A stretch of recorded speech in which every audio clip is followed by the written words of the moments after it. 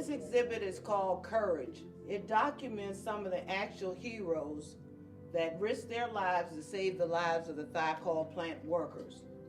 Here we have the City of Savannah Police Department. When we were short on blood, the police officers took 45 planks of blood, placed them in a vehicle, escorted by the Georgia State Police, and they took that vital, needed blood to the Brunswick Memorial Hospital. So they drove from Savannah to Brunswick to bring the blood. We had a blood shortage, 600 workers at risk of losing their lives or injured, and we had a blood shortage on February 3rd, 1971. This exhibit, within this exhibit, we have Ferndina. Ferndina was our good neighbors. Chief Graves was the chief of the Ferndina Fire Department, and here we have documented actually their fire dispatch on February 3rd at 11:30. 3 units departed Ferndina for the Thiokol Chemical Plant. They have it listed as Kingsland, Georgia. But Ferndina, being the good neighbor that they were, they put up an emergency distress call, and that was intercepted by Jacksonville. The city, after the explosion occurred at 10:53 a.m., 11:30, 3 units from Ferndina Fire Department, they left Ferndina coming to the Thiokol Chemical Plant. They joined with Yulee Volunteer Fire Department, and they came across the Blue Bridge. Here you see documents after the explosion from the Department of Defense to Chief Kelly. Chief Kelly's unit, which you see this 1959 fire engine, which we have, and we're hoping to have refurbished for the National Lab. His unit arrived second to the fire. Kingsland was first, Woodbine was second. This is Chief Kelly and his unit. Here's the thank you from the state of Georgia and the governor of Georgia for responding. Also, there's a letter from Thiokol thanking Chief Kelly for responding. In this whole emergency, after Ms. Dorothy Peoples of Kingsland was notified by radio, that radio call came from the Thiokol plant. Sue Brown had driven her husband's truck to the plant that day. When the explosion happened at 10:53, it froze the clocks, it knocked out all the phones. Ms. Brown was injured, but she was able to crawl out to that truck, radio the city of Kingsland. When she radioed Kingsland, if you can see behind this monitor is a picture of Dorothy Peoples. Ms. Peoples received that call, and when she received that call, she notified Chief Peoples, and he departed for the site. She also was in contact with this man, Sheriff Smith. Sheriff Smith, in the back of the courthouse was the Sheriff's Department. That's where the Emergency Command Center was set up for this disaster at Thiokol. He made phone calls and she made phone calls throughout the day and into the night. The picture up top is the responding area. Everyone that responded, all the fire units and police departments, they responded to the 7,400 acres at the Thiokol Chemical Plant. So we have a wave of different people from across the region responding. The next picture over here is Robert Edenfield. He was the mayor of Kingsland. The second picture there in black, that's Chief Peoples at that time in 1971. And you have the patch for the Kingsland Volunteer Fire Department. And also you have the picture of Miss Dorothy Peoples that answered the radio call. Now here below Sheriff Smith is the Georgia Forestry Commission. The Georgia Forestry Commission also responded to the fire at Thiokol. So you have all of these units responding.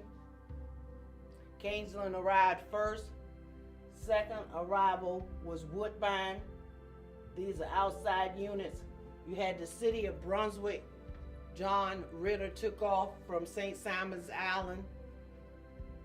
Brunswick was actually the first outside jurisdiction outside of Camden County to respond by helicopter. Then their fire and police department and state police responded after that first wave. Over here we have Mayor Tanzler. Mayor Tanzler, the city of Brunswick, they intercepted that distress call from the city of Ferndina Beach.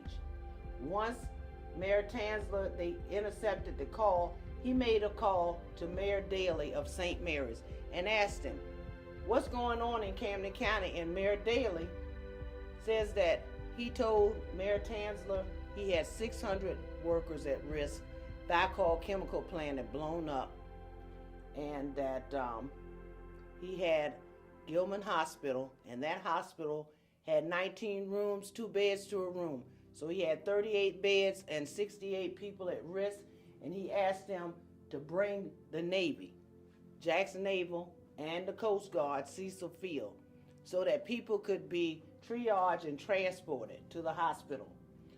Mayor Tanzler notified Jackson Naval, Cecil Field, had his fire department clear the parking lot at Duval Medical Center. So there were 5 hospitals in Jacksonville that was stood up and put on alert. The police department cleared the parking lot for the Navy to come in, land their helicopters, pick up nurses and doctors, and transport them by air to St. Mary's. Now, I-95 at that time was finished from Miami to Jacksonville, but it stopped at exit 38. So everybody responding by ground had to come across the Blue Bridge on a 2-lane road, Highway 17.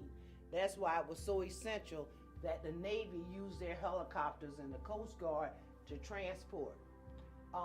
They had the state police line the highway to give directions to emergency vehicles, people bringing people, transporting them by car to the hospitals. They had the city police line the area. So you had the Jacksonville Fire and Rescue Department departing for Thiokol. You had the city police that was handling the influx and outflux of the emergency vehicles and making sure that traffic moved smoothly, and these nurses and doctors were able to be transported by the Navy and the Coast Guard to and from St. Mary's. And you had the 8th Street blood bank stood up and they had, it said that the mayor, he gave blood on that day, and there was 1,000 people, civilian and military, lined up to give blood because we were faced with a blood shortage. Also, in the city of Brunswick, at that time it was called Brunswick Junior College, they had the American Red Cross set up units to receive blood also. Now here you see Mayor Tanzler, his fire and police department, and this Chief Hubbard, he responded to Thiokol. But the thing that people don't know is that the fire department in Jacksonville had been saying for a long time that the ambulances that was at that time under the funeral homes, that the ambulances were in ill repair. Even though this service was being provided, it was like a taxi cab service. No one was being triaged, and it was more money in funerals than it was in resuscitating and saving life. So after responding to Thiokol, Jacksonville was given $300,000, and that's why we have the emergency system we have. Their slogan at that time was the bold new city of the South. And after responding to Thiokol that Wednesday morning and getting that money, what the city of Jacksonville did, led by Chief Hubbard, they put the ambulances under the city and the county. They put people on the ambulances to triage, and they taught the rest of America how to do it.